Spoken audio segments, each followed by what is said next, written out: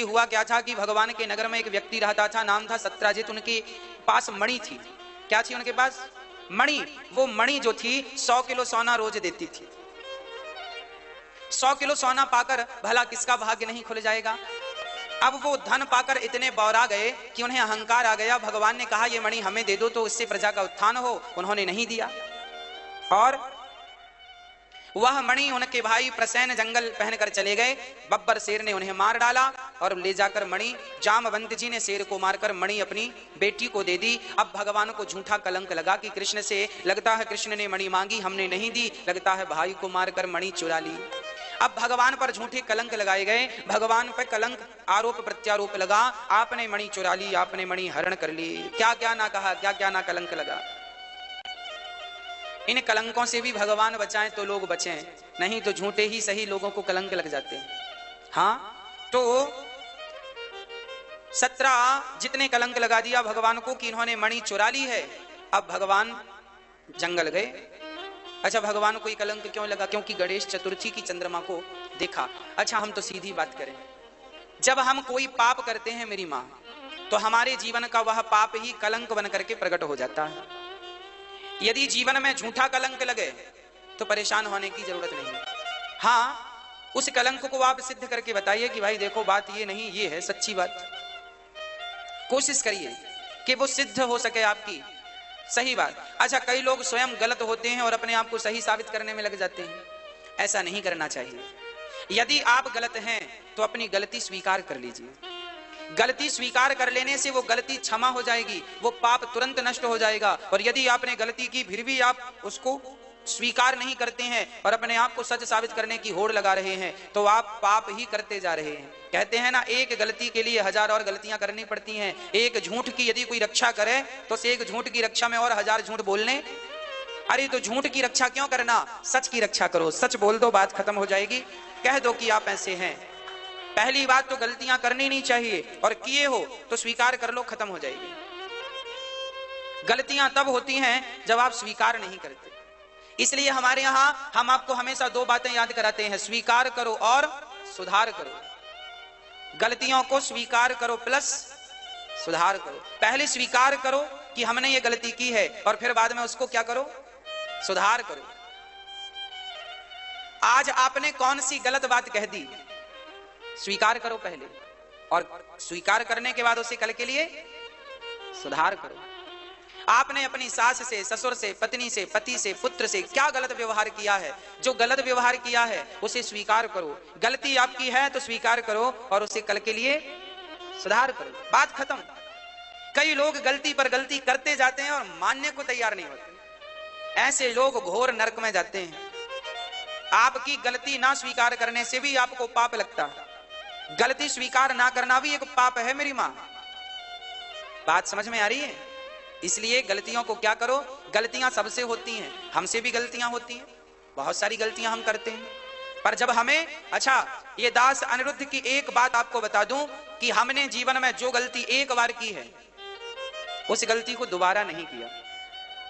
यदि हमने कथा में धोखे से कोई अपशब्द निकल गया हमारे वाणी से जो मर्यादित नहीं था, तो हमें रात में उसका पश्चाताप होगा, राम राम हमने ये बात गलत कह दी, ये बात कहने योग्य नहीं थी। हम उसका प्रायश्चित करते हैं, स्वीकार करते हैं कि हाँ आज की कथा में हमने ये बात गलत कह दी, नहीं कहनी थी, और हम उसे स्वीकार करते हैं कि ये गलती हुई है और हमेशा के लिए उसको डिलीट कर देते हैं। कहेंगे भी तो उसको दूसरे ढंग से कहेंगे जो ढंग सही होगा। तो हम गलती करते हैं, व्यवहार जगत में भी गलती करते हैं, उसे स्वीकार करते हैं और सुधार करते हैं।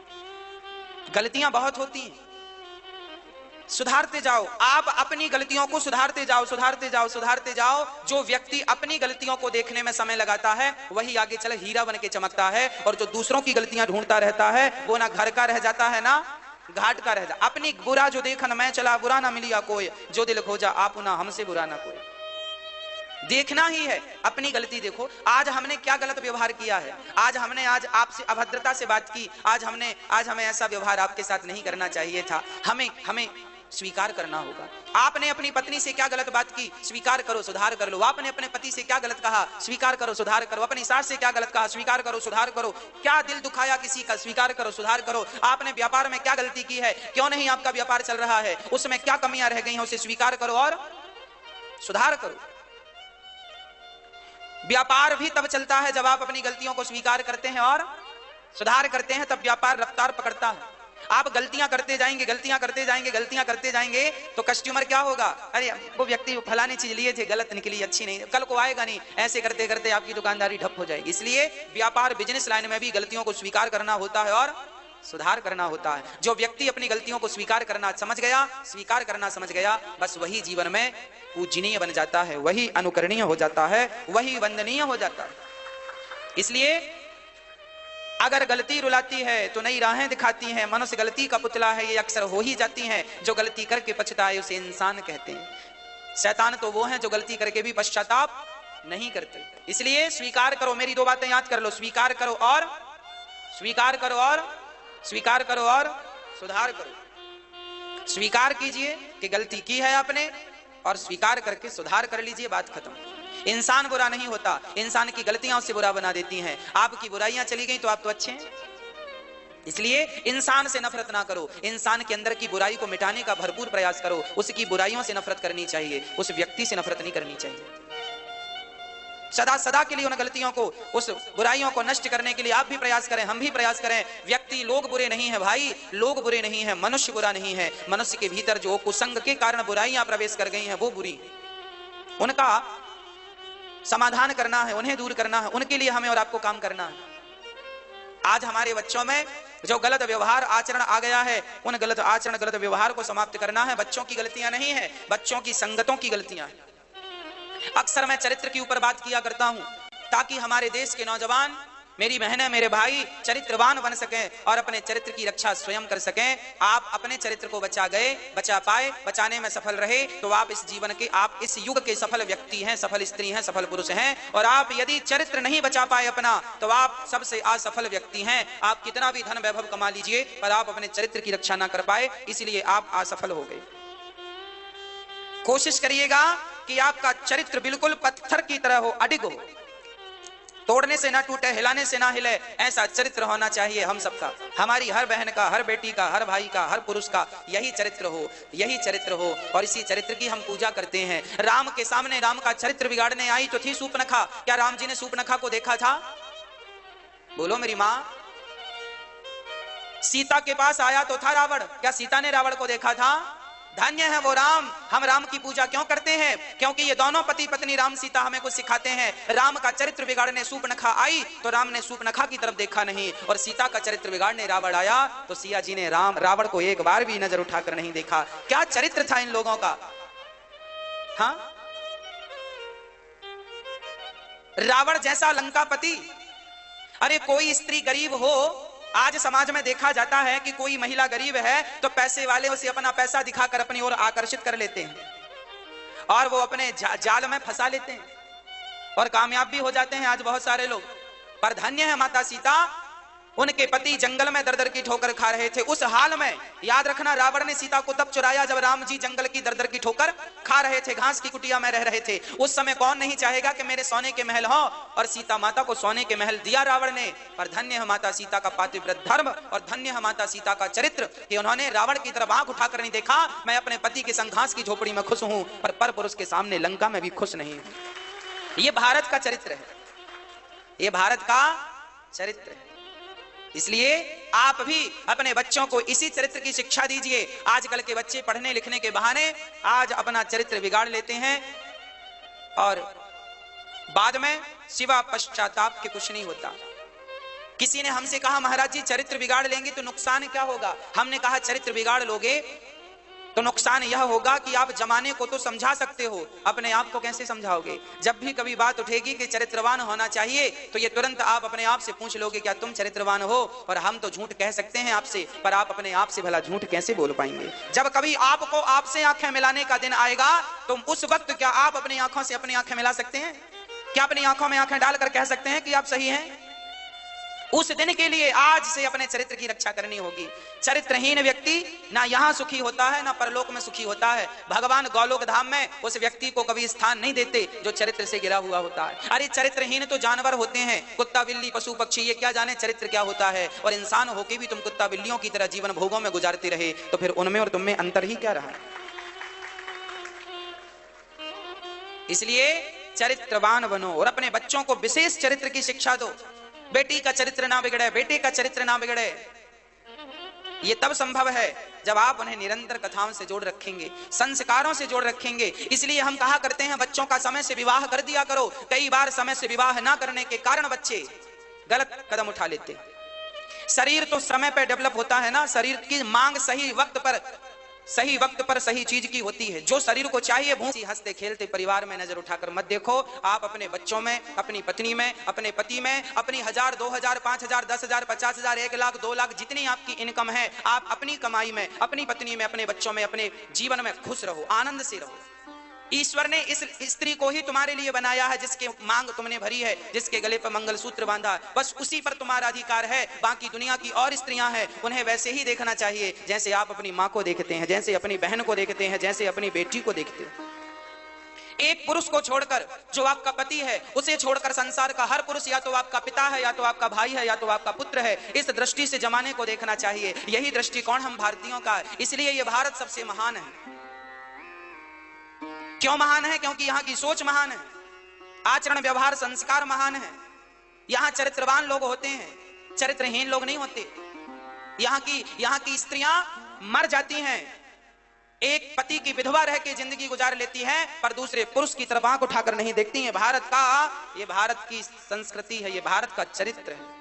झांसी की रानी को गोली मार दी, उनके घोड़े को गोली लगी, अंग्रेजों ने मारी, धराशायी हुआ। झांसी की रानी अब जंगल में घिर चुकी थी, चारों तरफ अंग्रेज थे। यदि झांसी की रानी जिंदा उनके हाथ लग जाती तो झांसी की रानी जवान थी, 23 वर्ष की उम्र थी, और इस जवान लड़की के साथ वो क्या करती अंग्रेज लोग, वो जानती थी कि भारत की लड़की हूं मैं, इस मिट्टी में पली बढ़ी हूं, इसके संस्कार मेरे साथ हैं। तब उस लड़की झांसी की रानी ने, रानी लक्ष्मीबाई ने वहां जंगल की घास इकट्ठी करके और आग लगा दी। एक महात्मा कहने लगे बेटी क्यों मर रही है? तब उस झांसी की रानी ने कह दिया, महात्मा जी कह देना दुनिया वालों से कि जब तक शरीर में बल था तब देश के लिए लड़ती रही, देश की रक्षा करती रही। अब मैं आत्महत्या नहीं कर रही हूं, अब तो मैं अपने चरित्र की रक्षा करने जा रही हूं। यदि मैं जिंदा हाथ लग गई तो ये मेरा चरित्र बिगाड़ेंगे, उसके पहले मेरा चरित्र बिगड़े उसके पहले मैं मर जाऊंगी, पर अपने चरित्र पर आंच नहीं आने दूंगी। यही वो झांसी की रानी मैसेज देकर गई है। खूब लड़ी मर्दानी वो तो झांसी वाली रानी थी, सिंहासन हिल उठे राजवंशों ने भ्रकुटी तानी थी, बूढ़े भारत में भी आई फिर से नई जवानी थी। खूब लड़ी वो जब तक ताकत थी, जब तक वो उसका घोड़ा साथ दिया। खूब लड़ी मर्दानी वो तो झांसी वाली रानी थी। ऐसी 23 साल की लड़की वो थी। आप कितने साल की हो, आप अपना समय और अपनी उम्र देख लेना, अपनी अवस्था देख लेना।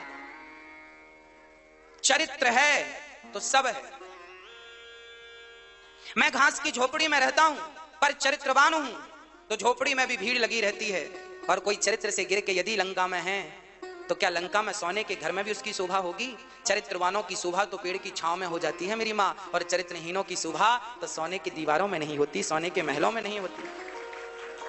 राम तब भी पूजे जाते हैं जब वो घास की झोपड़ियों में रहते थे, और रावण तब भी जलाया जाता है जब वो सोने के महलों में था।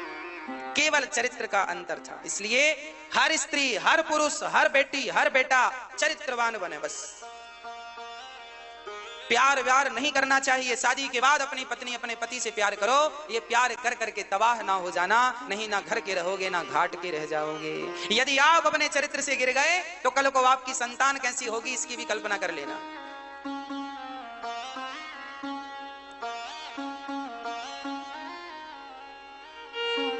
भगवान जाम्बवती से विवाह, जाम्बवंत जी से युद्ध करते हैं 27 दिन तक। अंत में जाम्बवंत जी को भगवान ने दर्शन दिया, उनका ज्ञान नष्ट हुआ। जाम्बवती से भगवान ने दूसरा विवाह किया। तीसरा विवाह भगवान का हुआ है सत्यभामा से। चौथा विवाह हुआ है भगवान का यमुना महारानी से। पांचवा विवाह भगवान का उज्जैन में मित्रविंदा से। छठवां विवाह भगवान का सत्या से। सातवां विवाह भगवान का भद्रा, और आठवां विवाह भगवान का लक्ष्मणा से संपन्न हुआ। भौमासुर नाम का एक दैत्य था, उसने 16,100 कन्याओं को बंदी बना रखा था। कि मैं इनसे विवाह करूंगा जब ये 20,000 हो जाएंगी। अभी 16,100 कन्याएं थीं, उन सारी कन्याओं को भगवान ने, भौमासुर को युद्ध में पराजित करके उन कन्याओं से भगवान ने कहा, देवियों किराया हमसे लो, खर्चा हमसे लो और अपने अपने घर को चली जाओ, जाओ अपने घर को। क्यों क्यों जाएं? क्या आप हमें स्वीकार नहीं करेंगे? भगवान ने कहा, देखो हमारी पत्नियां 8 हो गई हैं, अब हम तुम्हें कैसे स्वीकार कर लें? उन कन्याओं ने कहा, प्रभु अब हम पर पुरुष के पास रह के आई हैं, ना हमारा पिता हमें स्वीकार करेगा ना भाई, जमाना तो यही कहेगा ना कि पर पुरुष के संग रह के आई हो। देखो मेरी माँ, नारी बिल्कुल अग्नि की तरह शुद्ध ही क्यों ना हो, गंगा की तरह पवित्र ही क्यों ना हो, पर पुरुष के साथ यदि वो 2 मिनट खड़ी हो जाए तो लोग संदेह भरी दृष्टि से देखने लगते हैं, है ना? हाँ या ना? इसलिए आप किसी पुरुष के सामने साथ यूं ही मत खड़े हो जाया करो, जो बात है वो बात करो बस।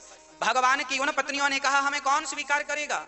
तब भगवान ने कहा, तुम्हें हम स्वीकार करेंगे। दरबार में बंसी वाले के दुख दर्द मिटाए जाते हैं, दुनिया के सताए लोग यहाँ सीने से लगाए जाते हैं, जिन्हें कोई नहीं अपनाता उन्हें भगवान अपनाते हैं। उन कन्याओं से विवाह कर लिया, टोटल विवाह हो गए 16,108 विवाह संपन्न हुए। ये इतने सारे विवाह भगवान की द्वारिका में हुए। अब भगवान के 16,108 विवाह हुए। सबसे पहले बेटे हुए प्रद्युम्न, फिर प्रद्युम्न के पुत्र हुए अनिरुद्ध। अच्छा, भगवान अपनी पत्नी से, गोपी अपनी पत्नियों से बात भी करते हैं, हंसी मजाक भी करते हैं। गृहस्थी प्रसन्नता पूर्ण होनी चाहिए, इसलिए कहा करता हूं कि आप लोग भी ना हंसा करो, मुस्कुराया करो, समय मिला करे तो बात किया करो अपने। उस दिन भी कोई ना कोई समस्या रहेगी, समस्या लेके आदमी मर भी जाता। तो ये समस्याओं का तो कभी अंत होने से रहा नहीं।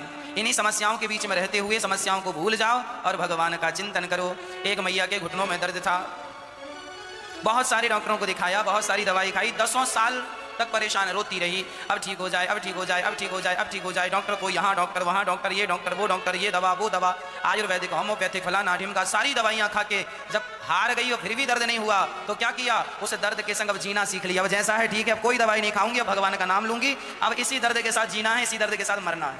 यही सत्य है, इसी दर्द के साथ अब जीना है और इसी दर्द के साथ अब, इसलिए इस दर्द के रहते हुए ही भगवान के स्मरण का अभ्यास बना लो, क्योंकि ये दर्द अब तुम्हारा पीछा छोड़ने वाला, तुम लाख दवाइयां खा लो, लाख गोलियां खा लो, पर अब दर्द तुम्हारा पीछा छोड़ने वाला नहीं। इस दर्द के साथ जीना सीख लो और इसी दर्द के साथ भगवान का चिंतन करना सीख लो। इसी से हम सबकी भलाई है, इसी से हम सबका कल्याण है। मन क्रम वचन मनसा वाचा कर्मणा।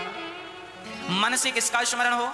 सदा भगवान का, हम भगवान के हैं। वाणी, सदा भगवान का नाम जपे, सदा भगवान के बारे में आप बोला करो, मनसा वाचा, है ना? अच्छा, वाणी से आप लोग जो पाप करते हैं, वाणी से कुछ पाप होते हैं, जैसे झूठ बोलने का पाप वाणी से होता है। वाणी तो झूठ बोलना, निंदा करना, चुगली करना, ये सब पाप कहां से हो रहे हैं? बोलो, वाणी से। ये जो वाणी से पाप होते हैं ना मां, इन्हीं पापों की सजा भोगने के लिए हमें वैतरणी नाम के नरक में जाना पड़ता है। कौन सा नरक होता है? वैतरणी। इस वैतरणी नरक में क्या व्यवस्थाएं हैं आपके लिए? जब आपको फोड़ा हो जाता है ना तो मावाद भर जाती है, व्हाइट कलर की, देखा आपने? पस जिसे बोलते, पस बन गई, वह मावाद, उस पस की नदियां हैं, उस नदियां में जीव मात्र को डाल दिया जाता है। आप और हम यदि वाणी से पाप करते हैं, झूठ बोलने का, कपट करने का, छल करने का, झूठ, असत्य और निंदा और चुगली का, ये जो पाप हम वाणी से करते हैं, इस पाप के लिए हमें वैतरणी नाम के नरक में जाना पड़ता है। आपको क्या लगता है झूठ बोलने में बड़ा मजा आता है? ले लो मजा, सजा मिलेगी तब पता चलेगा। निंदा करने में बड़ा मजा आता है, पड़ोसी की निंदा कर लो, 1-1 घंटे, 2-2 घंटे, 3-3 घंटे, और 3-3 घंटे निंदा करने के बाद आदमी ये जरूर कहता, हमें क्या करना है? जब करना नहीं था तो किया क्यों? काहे किया? 3-3 घंटे निंदा। हाँ, तैयारी बना लो। ये मावाद की, जिसे पीव की नदियां बोलते हैं, इस मावाद की, पस की नदियों में तुम्हें जाकर के गोता लगाना पड़ेगा, यदि तुमने ये पाप किया और इस पाप से बचना चाहते हो। इसलिए कहते हैं कि गौदान किया करो। गाय की पूंछ पकड़ के ही केवल वैतरणी को पार किया जा सकता है और कोई दूसरा उपाय नहीं है। इसलिए जीवन में मरने के पहले गौदान जरूर करना, गऊ की रोटियां जरूर निकालना। इसलिए कहा करता हूं, गौरी गोपाल गौशाला में आपके द्वारा गौ माताएं रहती हैं, आपकी रोटी, एक रोटी रोज गौ माता को मिले और सामर्थ्य चाहे सो गौदान हो। हम जो सामान्य पाप कर लेते हैं, इन पापों से बचने के लिए यह प्रायश्चित है कि गौदान कर लो। वाणी से तो देखो पाप सभी, इसलिए कहा करते हैं कि तुम्हें वाणी मिल गई है तो कुछ भी ना बोला करो, कहीं भी ना शुरू हो जाया करो। बिना विचारे जो करें सो पाछे पछताए, काम बिगाड़े आपनो जग में होत हंसाए। इसलिए बिना विचारे कुछ ना करो, बोलो तो विचार करके बोलो। किसी की निंदा करने से हमें क्या फायदा हो रहा, क्यों पाप लादें हम, हमारी गठरी पाप की बढ़ती जा रही है और हमें कोई खबर ही नहीं। हाँ, इसलिए पाप ना किया करो। मनसा, मन से भगवान का स्मरण, वाचा वाणी से भगवान का भगवत कथा भगवत नाम, कर्मणा कर्म भी वही हो जो भगवान के लिए हो। अच्छा, सत्यनारायण भगवान की कथा आप लोगों ने सुनी है? सुनी होगी। उस समय एक बढ़िया सी चर्चा है, मैं आपको पिछली बार भी सुनाया था, फिर सुनाता हूँ। सत्यनारायण भगवान की कथा में तीसरे या चौथे अध्याय की ये कथा है। हमें अध्याय तो स्मरण नहीं रहा पर कथा स्मरण है। एक घर में सत्यनारायण भगवान की कथा हो रही थी। पंडित जी सत्यनारायण भगवान की कथा सुन रहे थे। तभी वहां से जंगल की लकड़ियां काट कर एक लकड़हारा गुजरता है। लकड़हारे को प्यास लगती है तो वो वहीं पंडित जी के सामने लकड़ियां रखता है। और तब तक कथा पूरी हुई तो पंडित जी ने सबको सत्यनारायण भगवान की कथा का प्रसाद बांटा। और प्रसाद बांटा तो लकड़हारे को भी मिला। तो लकड़हारे ने कहा, भैया ये आपके घर में आज क्या था? तो पंडित जी ने कहा, आज हमारे घर में सत्यनारायण भगवान की कथा थी। तो लकड़हारा बोला, क्या हम भी ये कथा करा सकते हैं? पंडित जी बोले, क्यों नहीं करा सकते, बिल्कुल करा सकते हैं। तो अच्छा, आज लकड़हारे ने लकड़ी का गट्ठा अपने सिर में रखा और सोचा कि आज लकड़ियां बेचने के जो भी पैसे मिलेंगे उससे मैं सत्यनारायण भगवान की कथा सुनूंगा। और ये सोचकर वो बाजार गया तो आज उसे लकड़ियों के दूने दाम मिले। ये लिखा है सत्यनारायण भगवान की कथा में। कितने दाम मिले?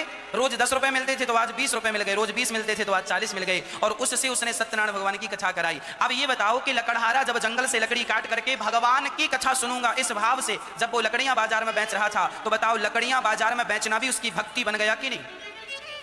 बोलो हाँ या ना। लकड़ियां बेचना भी भक्ति था कि नहीं?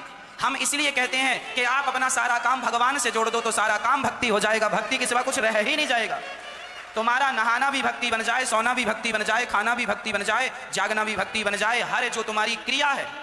और जब मैंने राम जी की अंगूठी आपको फेंकी, नीचे गिराई, तो आपने चकित चितव, आप चकित हो गई। चकित चितव, आपने चकित होकर दे, अरे ये कहां से? मतलब थोड़ी देर के लिए आपको संदेह हो गया कि कहीं ये रावण की माया तो नहीं है। अरे राम आपकी पांव की पायल छाती से लगाकर रोते हैं और आप उनके हाथ की अंगूठी पर संदेह करती हो मां। इसलिए कहना पड़ेगा कि आपसे ज्यादा प्यार तो राम जी करते हैं। देख लो आप, तुम ते प्रेम राम के दूना। अच्छा हनुमान, क्या कहा है मेरे राम ने? अब यहां राम जी ने एक प्रेम पत्र लिखकर भेजा है सिया को। ये हनुमान जी लेकर, अंगूठी बस लेके नहीं आए, राम जी संदेशा भी लेकर आए हैं। पूरे सुंदरकांड में दोहा नंबर 14 से लेकर दोहा नंबर 15 तक एक दोहे में पूरा राम जी का संदेशा है। क्या संदेशा है? कहूं राम वियोग तब सीता, सो मोह कहूं सकल भय विपरीता। नव तरु किस लय मनहु कृशानु, काल निशा सम निशि शशि भानु। कुबलय विपिन कुंत बन सरिसा, बारिद तपत तेल जनु बरिसा। हे सीता, राम जी कह रहे हैं तुम्हारे वियोग में मेरे लिए सभी पदार्थ प्रतिकूल हो गए हैं। वृक्षों के नए नए पत्ते, अच्छा नए नए वृक्षों के पत्तों को देखकर ना मन बड़ा प्रसन्न होता है, आप भी देखेंगे अच्छा लगेगा। पर राम जी कहते हैं ये नए नए पत्तों को देख कर ना मुझे ये आग के समान जलाते हैं। क्यों? क्योंकि तुम्हारा वियोग है। इसलिए सो मनु सदा रहत तो ही पाही, जानो प्रीति रसु इतने माही। प्रभु संदेश सुनत वैदेही, मगन प्रेम तन सुधी नहीं तेहि। राम जी कह रहे हैं सो मनु सदा रहत तो ही पाही। हे सीता, तुम भले लंका में हो पर मेरा मन तो सदा तुम्हारे पास है। मैं बिना मन का हो गया हूं, क्योंकि मन न भये 10-20। एक हतो वो गयो श्याम संग। गोपियां कहती हैं मेरा मन तो श्याम संग चला गया, और यहां राम जी कह रहे हैं मेरा मन तो सिया के पास चला गया, अब मैं बिना मन का हो गया हूं। तत्व प्रेम कर मम अरु तोरा, जानत प्रिया एक मन मोरा। तेरे और मेरे मन की बातें, हाँ, एक मैं जानूं या वो जाने, एक मैं जानूं या वो जाने। ये तेरे मन की बातें या मैं जानूं या मेरे मन की बातें तू जाने, एक वो जाने या मैं जानूं, एक तू जाने या मैं जानूं। तत्व प्रेम कर, ये लिखा है किसी बात का स्पष्टीकरण गोस्वामी जी। तत्व प्रेम कर मम अरु तोरा, जानत प्रिया एक मन मोरा। मेरे और मोहन की बातें, गोपियां कहती हैं एक वो जाने या मैं जानूं। अब राम जी का संदेशा सुनकर माता सीता बड़ी प्रसन्न हुई, आंखों में आंसू आ गए, और सीता जी कह रही हैं हे हनुमान, तुमने मेरा हृदय दुखी हृदय को सुखी कर दिया है बेटा, जाओ मैं तुम्हें क्या दे दूं, क्या दे दूं। अरे माँ अपने बच्चे को क्या देती है जानते हो? हनुमान जी को माँ ने प्रसन्नता पूर्वक, जब देखो जब बच्चे अपनी माँ का दुख दूर करते हैं ना, तो माँ के रोम रोम से आशीर्वाद निकलता है, और वही आशीर्वाद निकला अजर अमर गुण निधि सुते हो, करहूं बहुत रघु नायक छहूं। बहुत प्यार करेंगे अब राम जी, और तुम अमर हो जाओ, अजर हो जाओ। ये सिया का वरदान है। ऐसा वरदान देखिए, जब बेटा अपनी माँ का दुख दूर करता है ना, तो माँ के अंदर से आशीर्वाद निकलता है। इसलिए कहा करता हूँ अपनी अपनी माँ की सेवा करो। अरे तुम्हारे लिए तो भगवान के आशीर्वाद से बढ़कर तुम्हारी माँ का आशीर्वाद है, तुम्हें एक बार उस आशीर्वाद को प्राप्त तो करो। कहते हैं माँ की दुआ कभी खाली नहीं जाती, माँ की दुआ कभी खाली नहीं जाती, और ये बात भगवान से भी टाली नहीं जाती। भगवान भी यदि माँ आशीर्वाद दे देना, माँ का आशीर्वाद भगवान भी नहीं डाल सकते। इसलिए माँ का आशीर्वाद सेवा से मिलता है। माँ को प्रसन्न कर लो, वो आशीर्वाद मिल जाएगा। हनुमान जी ने सेवा से सिया को प्रसन्न कर लिया। सेवा केवल ये नहीं है कि आप एक ही बात को सेवा मान लें। अरे माता पिता की हर बात का अनुसरण करना, उन्हें हर प्रकार से प्रसन्न रखना, यही उनकी सेवा। और सिया जी को प्रसन्न कर लिया। अब हनुमान जी, अब सीता जी बोली बाकी तो सब ठीक है हनुमान, पर हमें एक संदेह है। क्या माँ? बोले तुम तो बड़े छोटे से बंदर हो, ये राम जी के संग ऐसे कितने बंदर हैं? हनुमान जी बोले मैया ऐसे सैकड़ों हजारों बंदर। राम सिया जी बोली फिर तो रावण को मारना असंभव, तुम इतने से, और रावण को जानते हो उसके कितने बड़े बड़े सैनिक लोग हैं। हनुमान जी बोले मैया अब हमें हल्के में ले रही हो, हाँ हम छोटे हैं। हनुमान जी बोले मैया फिर हम अपना भी दिखा दें आपको, अपना भयंकर